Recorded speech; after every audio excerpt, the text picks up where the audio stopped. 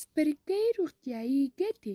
سپرکۍ یو ډول بوټی دی چې د دانو څخه د کورنۍ درملو کار اخیستل کېږي.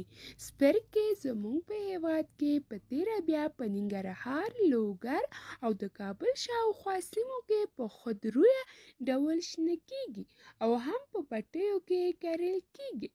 د اوبو څښل د ګوزن او د غړو د لرزېدو لپاره ګټه لري او ویشېدل شوې اوبه یې د سترګو د پاکولو او د هغې د روښانتیا لپاره کارېږي. همدارنګه دغه دوا د سینې د درد، ځیګر او د تورې د سختېدو، د ارګمۍ د بدبویي او د ګېډې د سړېدو د درملنې لپاره هم کارول کېږي. د سپرکۍ د اوبو حیرانوونکې روغتیایي ګټې. 1. سپرکۍ کله یو خوړو ته خوند وربخښي نو له بلې خوا روغتیا لپاره هم اړین ګڼل کېږي، ځکه چې په جوړښت کې ویټامین، منرالونه، پروټین، فایبر، کاربوهایډریټ، کلسیم، تامین، فاسفورس او اوسپنه شتون لري. 2.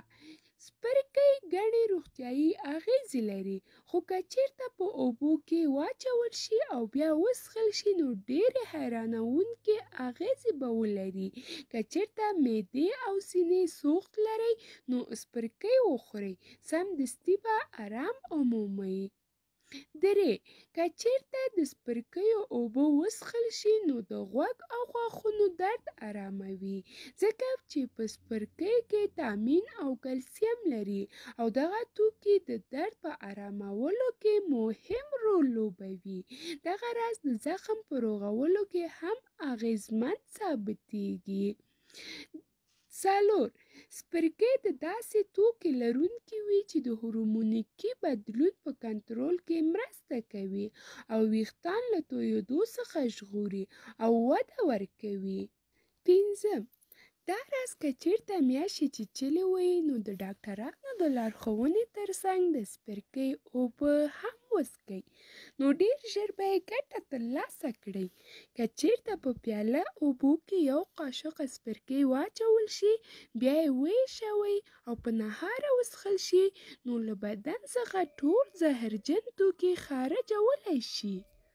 مننه ډېره زیاته چې تر دې دمه له موږ سره وئ. هیله ده چې زموږ صفحه لایک او سبسکرایب کړئ تر څو وکولای شئ چې زموږ نوې ویډیوګانې وګورئ.